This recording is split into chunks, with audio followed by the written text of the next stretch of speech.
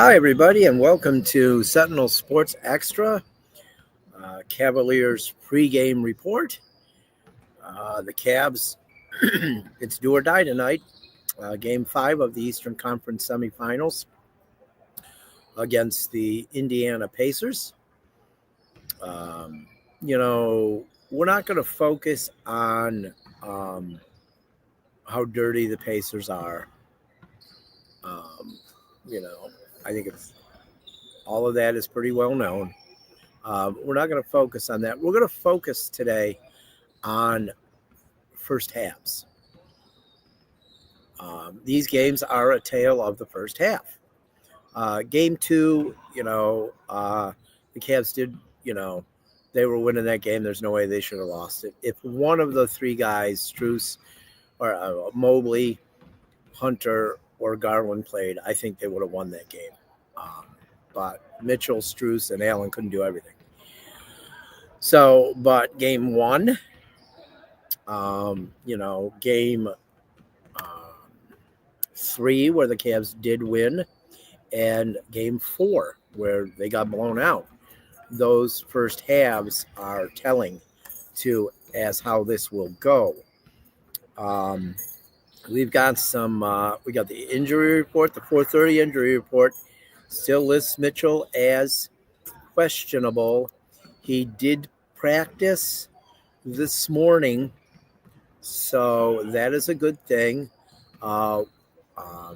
Before we get to breaking down, game 1, 3, and 4, the first halves, let's tell you who the officials are tonight. We'll give you the officials and we'll give you their numbers.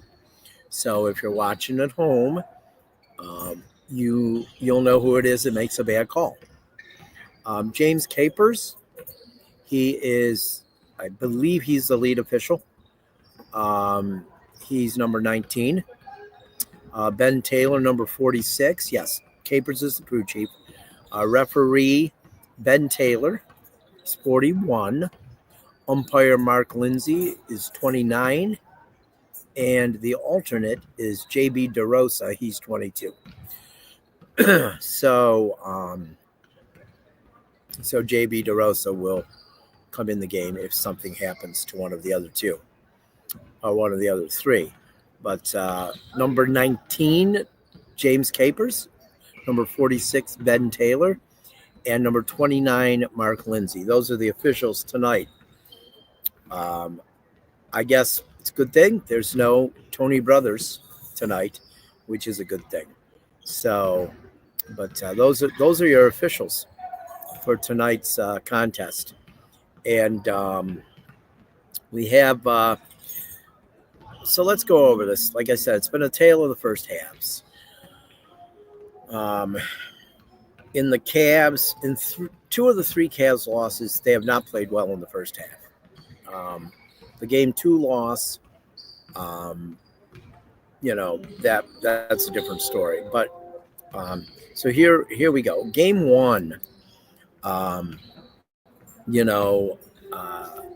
the Cavs gave up 64 points in the first half to the Pacers.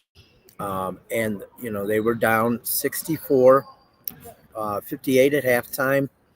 And some of the things were good for the Cavs. They were good early, second chance points that game. They did lead in points in the paint in the first half, bench points, but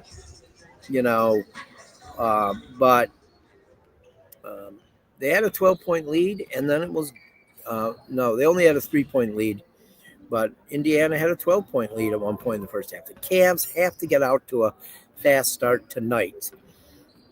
In that game, in the first half, Allen only had 4 points. Hunter, who I think has been a disappointment in this postseason, he had 9 points in the first half of that game. But Darius Garland didn't play. Mobley had 11, but he only had 2 rebounds in the first half. In the first half of game 1, the Indiana out-rebounded the Cavs 19-18. The Cavs cannot get out-rebounded and win. Okay, so let's go to game 2 or game 3, where the Cavs won. They were up 66-45 at halftime. They blew the doors off the Pacers in the second period. It was tied 32-32 after the first period, and then the Cavs blew the doors off the Pacers in Indiana in the second quarter. Points in the paint, Cavs outscored them by 16. Second chance points, Cavs outscored them 21-4. Fast break points were pretty close. Indiana 8-7. Bench points, their bench was better. The Cavs bench has not been good in this entire series. I don't care what anybody says. Their bench has not been good. Turnovers. Cavs had 7 and the Pacers had 7. But Indiana did get 11 points off those turnovers. Fouls were equal. I know Pacers fans are whining about that, but fouls were equal. No, they were getting blown out. They truly were getting blown out. It wasn't because the fouls were uneven. They weren't. 12-12. Cavs had they had a 21-point lead, and they were able to hold on to that in that game. Cavs had 16 assists in game 2 in the first half. The Cavs, here's the huge stat, and I'm telling you, this is what has to happen. Cavs out-rebounded them 35-17 in the first half in game 3. So let's go to game 4, which was a nightmare. Okay, let's just admit it. I just told you the Cavs had 16 assists in the first half of game 3. Well, they had 3 in the first half of game 4, and Indiana had 25. I mean, there it is, right there. And the rebounds. Cavs were out-rebounded 22-15 by the Pacers. Points in the paint in the first half of game 4. 30 for Indiana, 6 for the Cavs. This is all first half. Second chance points, 10 for Indiana, 2 for the Cavs. Fast break points, 7 for Indiana, 0 for the Cavs. Bench points, 25 for Indiana, 7 for the Cavs. 7 for the Cavs. Turnovers? Oh, the Pacers turned it over only 4 times. Cavs turned it over 14 times. And the Pacers got 23 points off those turnovers. Oh, and for the people who complain about in Indiana that are complaining that the Cavs get the calls, well, the Cavs were called for 15 fouls in that half. The Pacers were called for 14. So here's the issues for the Cavs. Evan Mobley had 3 points in the first half. Okay, Darius Garland, he had 9, so he didn't have a bad first half. Jared Allen only had 2. Hunter had 5. Ty Jerome once again. He hit both free throws, but he had 2 points. He didn't even attempt a shot.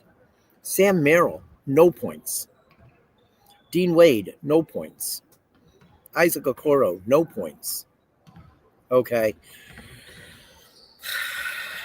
I mean, you can't survive. You're not going to win a game. Mitchell had 12 points, but that's below average for him. Nobody was good in the first half the other night.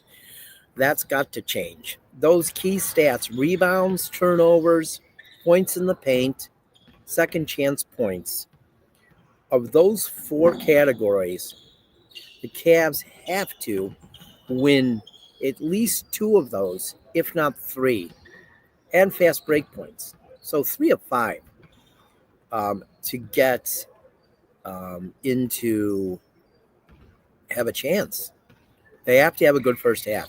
They cannot come out and have a bad first half tonight and expect to be playing on Thursday. If they have a bad first half tonight, they will not be playing on Thursday. I mean, it's that simple. The first halves have been god-awful for the Cavs. So hopefully they can come out and win tonight. I want to Shout out to my Wycliffe Blue Devils baseball team. I'm unable to be with them tonight. I'm on the staff and I love it. We have varsity game at West Geauga tonight, and hopefully we can beat them. Come back from a rough run yesterday, but if Donovan Mitchell's healthy, the Cavs could win this game. If he's not healthy, I just don't see them winning this game. But I do like that Darius Garland said the other day, this organization's come back from 3-1 before. All right, they have. That was with LeBron James and that other team. All the other guys, Irving, Love. But Tristan Thompson was on that team. So that's good that, they've got that guy around that came back. He was on that team that came back from 3-1. Some people were offended that he said that. Give me a break. At this point, you got to find any motivation you can. I love how fans act like these guys don't care. I'm sure they were devastated losing that game like they did the other night. That's humiliating to get beat like that. But they're professionals. Hopefully they come back tonight. And, the Pacers are going to have their guy back, Matherin, and hopefully the officials are watching him because you know what his game is. I don't have to say it. We all know what his game is.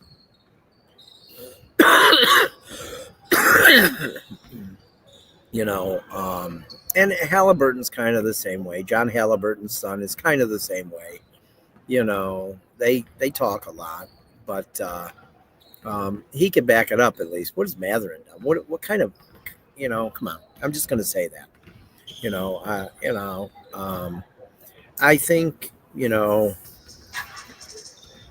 there's a lot of, they are the more, they're the more bully team.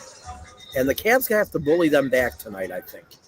To keep this series going, keep it alive, not have their season end tonight, the Cavs have to bully the Pacers back tonight. Let's be honest.